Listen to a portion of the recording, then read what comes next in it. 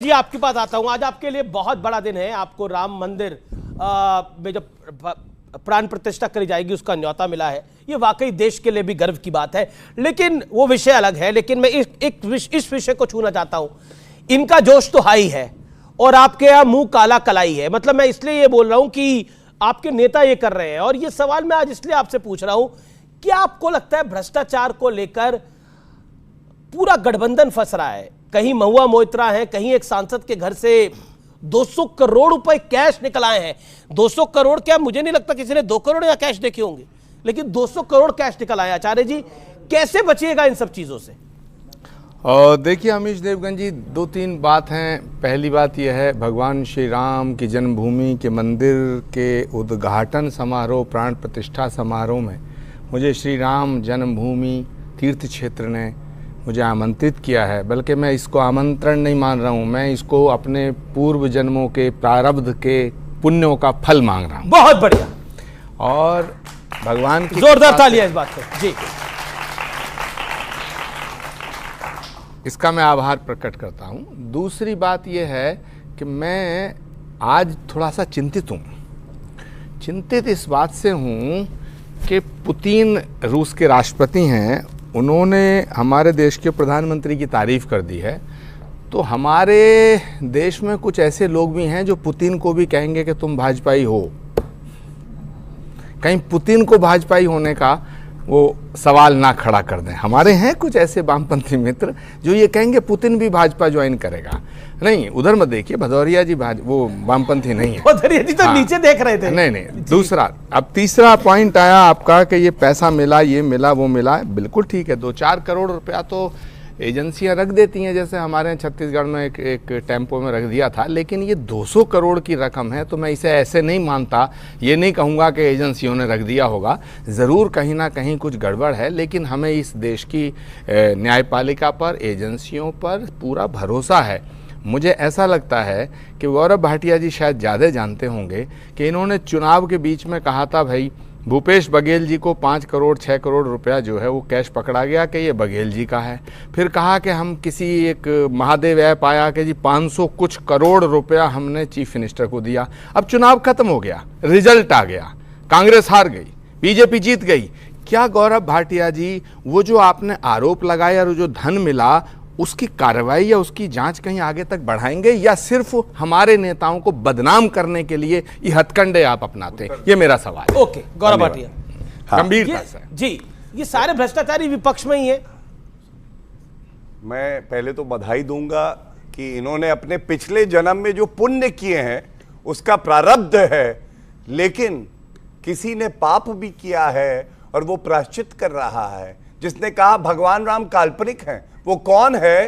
52 साल के अपरिपक्व नेता राहुल गांधी और कांग्रेस पार्टी। और मैं आपको बता दूं, अगर भारत में रहना है तो ईश्वर और भगवान राम कहना है। यही हमारे डीएनए में है, यही हमारी सोच है, यही हमारी संस्कृति है। दूसरी बात, भाई साहब ने कहा कि आपने महादेव ऐप पे आरोप लगाए। आचार्य जी, बड़ी विनम्रता से मैं आपको बताता हूं, महादेव ऐप का जो आपने घोटाला किया, और घोटालेबाज तो कांग्रेस पार्टी है, उनके डीएनए में घोटाला है, कोई बड़ी बात नहीं है। सोनिया गांधी और राहुल गांधी में बात हो, मां और बेटा एक दूसरे के साथ घोटाला कर दे, राहुल गांधी कहे कि 100 करोड़ रुपए आने हैं, आए हो 200 करोड़, ऐसा भी हो सकता है। लेकिन मैं बता दूं, एजेंसियां अपना काम कर रही हैं। वो अब सीबीआई पिंजरे का तोता नहीं रही जो आपके समय में थी, और ऐसी कार्रवाई होगी जैसा हम लोग कहते आए हैं। जनता ने चोट मारी, वोट की, सीट से हट गए, कोई बड़ी बात नहीं है। जांच एजेंसियों के पास सारे प्रमाण होंगे, जेल की सलाखों के पीछे चक्की पीसिंग ऑल्सो। और दूसरी बात, कर्नाटका में आप भी तो कहते थे 40% सरकार, क्या कार्रवाई करी आपने? कोई कार्रवाई नहीं करी, क्योंकि ये भ्रष्टाचारी जहां जाते हैं वहां पे भ्रष्टाचार करते हैं। आप सोचिए, 9 अलमारियां और 200 करोड़ रुपया, 200 करोड़ रुपया काला धन जो आज मिला है आईटी डिपार्टमेंट को, ये जनता का है, ये युवाओं का है, ये हमारी बहनों का है, हमारे भाइयों का है, और उन्हीं को जाना चाहिए। और मोदी जी ने कहा है, एक गारंटी है कि एक भ्रष्टाचारी छूटेगा नहीं, गर्दन से टांग देंगे और एक एक रुपया वसूलेंगे। ये है मैं पीएम के ट्वीट पर आता हूं। आचार्य जी, पीएम ने ट्वीट करा कि देशवासी नोटों के ढेर को देखें और इनके नेताओं के ईमानदारी के भाषणों को सुने। जनता से जो लूटा है उसकी पाई पाई लौटानी पड़ेगी, ये मोदी की गारंटी है। आज सदन के अंदर देखा, यानी शुक्रवार को हमने सदन के अंदर देखा, सदन के जब बाहर आई महुआ मोइत्रा तो सोनिया जी पीछे खड़ी थी और महुआ मोइत्रा अपने आप को जस्टिफाई कर रही थी कैश फॉर क्वेरी के मामले में। क्या कहना चाहते हैं आचार्य जी आप? देखिए, इसके दो पहलू हैं, एक है नैतिकता, शुचिता, दूसरा है राजनीति का पहलू। तो नैतिकता के आधार पर तो मैं समझता हूं कि ये सब चीज़ें ठीक हो सकती हैं, लेकिन राजनीतिक दृष्टिकोण से तो महुआ मोइत्रा को इसका लाभ मिलेगा। उन्हें आपने लोकसभा की सदस्यता उनकी खारिज कर दी, वो फिर चुनाव जीत के आ जाएंगी, फिर क्या करोगे? पर नैतिकता सही है ये? नहीं, मैं तो नैतिकता के दृष्टिकोण से ठीक नहीं मानता। अगर कोई सांसद इस तरह की हरकत करता है तो मैं उसके पक्ष में नहीं खड़ा हूं, क्योंकि संसद में जो पहुंचता है उस पर हमारा फेथ होता है, हमारे भारत की जनता उस पर फेथ करती है। और भारत की संसद इसलिए है कि भारत के जनमानस की समस्याओं को, भारत की जनता के दर्द को वहां उठाया जाए। भारत की संसद इसलिए किसी भी संसद के सदस्य को अनुमति नहीं देते कि किसी से कॉन्स्पिरेसी करो, किसी से डील करो। लेकिन मुझे नहीं लगता कि महुआ मोइत्रा जैसी सीनियर लीडर ने ऐसा कुछ किया होगा। मगर अगर संसद की समिति ने इस तरह की कोई बात की है तो मैं संसद के फैसले पे, लोकसभा के स्पीकर के फैसले पे उंगली उठाने वाला। राजेश गुप्ता और अनुराग भदौरिया, मैं आप दोनों के पास आता हूं। राजेश गुप्ता, आपसे मैं जानना चाहता हूं, ऐसा लग रहा है कि इंडिया गठबंधन, मतलब अगर सीटों पे बात होना हो लेकिन भ्रष्टाचार पे अगर वार होता है तो इंडिया गठबंधन में हाहाकार मच जाती है, उस पे एका जरूर हो जाता है। देखिए, और आपको भी लगता है मोदी की गारंटी चलती है इस देश में? मुझे लगता है कि अगर आप पिछले कुछ 2-3 सालों में जाएंगे तो ये जो शब्द आप सुनते हैं गारंटी, ये बनाया ही आम आदमी पार्टी के द्वारा है। अगर आप 2020 का इलेक्शन देखें तो अरविंद केजरीवाल जी ने इस शब्द को बार बार इस्तेमाल किया कि अरविंद केजरीवाल की एक गारंटी है। तो मोदी जी ने हमारा वो शब्द ले लिया, अच्छी बात है, ले लें, कोई दिक्कत नहीं। लेकिन ले लिया, 3 राज्य भी ले लिए, कोई बात नहीं। 3 राज्य में इतनी पुरानी पार्टी है, जो इतनी पुरानी पार्टी है जी। देखिए, 1984 में उनके पास भी 2 ही सांसद थे। हमारी पार्टी 10 साल पुरानी पार्टी है, 10 साल में 2 राज्य है, एक राज्य को वो भी कांग्रेस से लिए, वो भी कांग्रेस से लिए, नहीं किसी से भी लिए। ये 93 के बाद में एक बार भी पावर में नहीं आ पाए दिल्ली में। आप देखिए, लगातार वनवास भोग रहे हैं। दूसरी बात, मैं बार बार सुन रहा था कि पुतिन जी ने तारीफ कर दी। अरे भाई, ऐसा लग रहा है हिटलर की तारीफ मुसोलिनी ने कर दी। इससे क्या फायदा हो गया बताइए? क्या लेना देना इस बात का कि कोई अगर यही बात कोई और कह देता? आपने कहा हिटलर की तारीफ मुसोलिनी ने, बिल्कुल यही है, क्योंकि दोनों के दोनों डिक्टेटर थे और हमारे वाले साहब भी पूरे डिक्टेटर ही हैं, किसी की बात तो मानते नहीं। तो इससे फायदा क्या? मोदी चुनाव से नहीं जीते 2019 में? नहीं, चुनाव जीतना एक अलग चीज हो सकती है। इंदिरा गांधी जी भी लगातार चुनाव जीतती थी। चुनाव जीतने का मतलब ये कतई नहीं है कि आप जो भी कर रहे हैं आप सही कर रहे हैं। बहुत इंदिरा गांधी भी ज्यादा चुनाव जीती थी, तो इंदिरा गांधी क्या थी? इंदिरा गांधी जी भी लगातार चुनाव जीतती रही थी। तो फिर तो उन्होंने क्या सारे काम सही करे? क्या ये मान लेंगे? क्या गौरव भाटिया जी ये कहेंगे कि लगातार इंदिरा गांधी चुनाव जीत रही थी या कांग्रेस 70 साल राजनीति में रही, लगातार शासन करती रही, सत्ता में रही, तो सब कुछ सही था? ऐसा नहीं है, बहुत सारे कारण होते हैं जीतने हारने के पीछे। जी। इसके अलावा आपने मोइना मित्रा जी की बात करी, मैं तो सोच रहा था कैश फॉर क्वेरी मैंने सुना सबसे पहले कब था। बहुत धन्यवाद था बीजेपी के उन 6 सांसदों का, क्योंकि 11 सांसद थे उसमें, 10 लोकसभा में थे, 1 राज्यसभा में थे जो उसमें पकड़े गए थे, 6 उसमें भाजपा के थे। और उस वक्त आडवाणी जी ने कहा था कि ठीक है इन्होंने करप्शन तो करा, लेकिन उससे बड़ी बात यह कि स्टूपिडिटी है और इनकी सदस्यता रद्द करना बहुत बड़ी सजा है, ऐसा नहीं होना चाहिए। तो क्या आज गौरव भाटिया जी ये कहेंगे कि आडवाणी जी गलत थे? ठीक है जी, ये अच्छा पॉइंट है, ये अच्छा पॉइंट है। आडवाणी जी गलत थे, Gaurav Bhatia, then Anurag, I will come to you. Gaurav Bhatia, देखिए, सबसे पहले इंदिरा गांधी पर आप पे आऊंगा आचार्य जी। मेरे देश के चुने हुए प्रधानमंत्री को हिटलर बुलाते हैं ना, तो मैं ये कहूंगा ओसामा बिन लादेन की पार्टी के और इदी अमीन से बड़ा कोई डिक्टेटर नहीं था, जनता को मारता था, ठगता था। वो इदी अमीन की पार्टी के ये प्रवक्ता हैं और जनता ने इनको सबक सिखाया। ये मुझे कहने की आवश्यकता नहीं, मैं रिपोर्ट कार्ड लाया हूं। पापी आप कट्टर बेईमान का हाल क्या हुआ है जनता सुन ले। ये 3 प्रदेशों में, मध्य प्रदेश में इनकी सीटें आई अंडा, इनकी सीटें आई छत्तीसगढ़ में अंडा, और उसके साथ राजस्थान में आई अंडा। 3 अंडे ऑमलेट बना रहे हैं आजकल अरविंद केजरीवाल, कह रहे आओ मेरे कभी दुकान पे खिलाऊंगा। और दुख की बात क्या है, देखिए राजनीतिक हैसियत होती है, बड़ी इज्जत से बोल रहा हूं।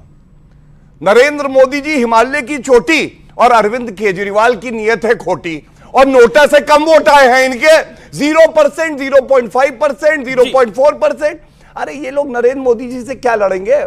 अब बताऊं, जहां अरविंद केजरीवाल चले जाते हैं वहां घोटाला पहले हो जाता है। मैं बच्चों की कसम खाता हूं, मैं कभी राजनीति में नहीं आऊंगा। अरे बच्चे गए भाड़ में, राजनीति में आ गए अरविंद केजरीवाल। मैं अपनी बीवी की कसम खाता हूं, मैं कांग्रेस का सपोर्ट नहीं लूंगा। अरे बीवी से क्या लेना देना, ले लिया कांग्रेस का सपोर्ट। मैं कसम खाता हूं अपने गुरु की, अरे गुरु को ही ठग दिया, ऐसा कोई सगा नहीं जिसे अरविंद केजरीवाल ने ठगा नहीं। और बच्चों को, हमारे प्यारे बच्चों को ये कहते हैं कि शिक्षा का मॉडल, मैं बात पूरी कर जी जी जी, इतना मत नहीं पर उनका भी अधिकार है, आ जाएगा। दगे कारतूस है, साइडलाइन कर दिए गए। कहां पड़े हो चक्कर में? कोई नहीं है टक्कर में, दो जगह पे। मेरी बात पूरी हो जाएगा। हम किसी के चक्कर में नहीं पड़े, हम किसी के चक्कर में नहीं पड़े। लेकिन आपने बोला क्यों पड़े हो चक्कर में? कोई नहीं है टक्कर में, सही कहा आपने। हमारे कार्यक्रम के टक्कर में कोई नहीं है, लेकिन लेकिन लेकिन लेकिन लेकिन लेकिन हमारे कार्यक्रम के टक्कर में कोई नहीं है, लेकिन लेकिन लेकिन लोकतंत्र का तकाजा है कि अगर 200-300 सीटों वालों का अधिकार है बोलने का, तो 2 सीटों वालों को भी अधिकार है बोलने का। ये लोकतंत्र का तकाजा कहता है। और मैं इसमें माननीय अटल जी को कोट करता हूं। उन्होंने बोला था हमारे 2 सांसद हैं, लेकिन बोलने का अधिकार तो है। इसलिए चाहे 2 रहे, चाहे 200 रहे, चाहे 400 रहे, अधिकार होता है। चोरी का अधिकार तो नहीं है, चोरी का अधिकार किसी का नहीं है। 10 सेकंड और 10 सेकंड आप देंगे मुझे, आप मर्यादित डिबेट कर रहे हैं। ये मैं इनका रिपोर्ट कार्ड एक बात और कह के रख देता हूं। एक तरफ हैट्रिक लगी, तीनों प्रदेश नरेंद्र मोदी जी ने जितवा दिए, गारंटी थी। इनका रिपोर्ट कार्ड क्या है? 100% क्या? 205 सीटों में लड़े, 205 में जमानत जब्त हो गई। 100% रिपोर्ट कार्ड अरविंद केजरीवाल का है। ये है पापी आप। ठीक है, जवाब। अमीश भाई जो हमें 0 पे बता रहे हैं, वो दिल्ली में 2015 में ऑटो पे घूम रहे थे, 3 सीटें 3 के बाद, और अब की बार छोटे हाथी पे आ गए 8 है। छोटे ये देखिए दिल्ली में, इनके पास सब भी 0 थे, अब भी 0। हाँ, दिल्ली में इनका हाल देखिए। मैं कह रहा हूं 93 में एक बार जीत गए गलती से, 3 मुख्यमंत्री बदले इन्होंने 5 साल के अंदर। अब 15 साल शीला जी को हरा नहीं पाए। हम नहीं होते तो इस बार भी आप नहीं हरा पाते, आपके बस का नहीं है। आप एमसीडी भी हार गए दिल्ली में, वहां पे गए। आप पंजाब में इनकी हालत देख लीजिए, ढूंढने को आदमी नहीं मिलते। पंजाब के कांग्रेसी पुराने जो बिल्कुल खत्म होने को आगे बेचारे 75-80 साल के, जिनको ये कहते रिटायर कर देना चाहिए, मार्गदर्शन मंडल में भेज देते हैं अपनी पार्टी में मोदी जी आगे से हटाने के लिए। दूसरी पार्टी से उनको ले लेते हैं, उनको इंपोर्ट करके वहां पे अपने आप पंजाब में बिठाया। इनके पास आदमी नहीं है देखने को। ये मुझे रिपोर्ट कार्ड बता रहे हैं। अगर मैं इनका केरला का रिपोर्ट कार्ड निकाल लूं, जो इतनी बड़ी दुनिया की पार्टी है, अगर तमिलनाडु का रिपोर्ट कार्ड निकाल लूं तो इनको पता लग जाएगा आज का। और 10 साल पहले का अगर निकाल के आंध्रा का दिखाऊंगा तो पता नहीं क्या होगा। अच्छा, एक तो ये आपका कहने का मतलब है कि बीजेपी का रिपोर्ट कार्ड बड़ा खराब है। 3 राज्यों में जीत के बाद भी। नहीं देखिए, हाँ बिल्कुल, सिर्फ हिंदी बेल्ट के अलावा कौन पूछ रहा है इनको? कोई कुछ नहीं पूछता। और उसके अलावा कोई नहीं पूछा, कोई नहीं पूछा। कर्नाटक में हार क्या है? असम, गोवा के सुनिए सर, मैं बता देता हूं। गोवा में पिछली बार भी कांग्रेस के इन्होंने सारे के सारे एमएलए में से तोड़े, 2 को छोड़ के सारे इनकी पार्टी में आ गए। ये नहीं जीतते वहां पर। ये साउथ गोवा में चुनाव में नहीं लड़ते। जिनको गोवा का नहीं पता मैं बता देता हूं।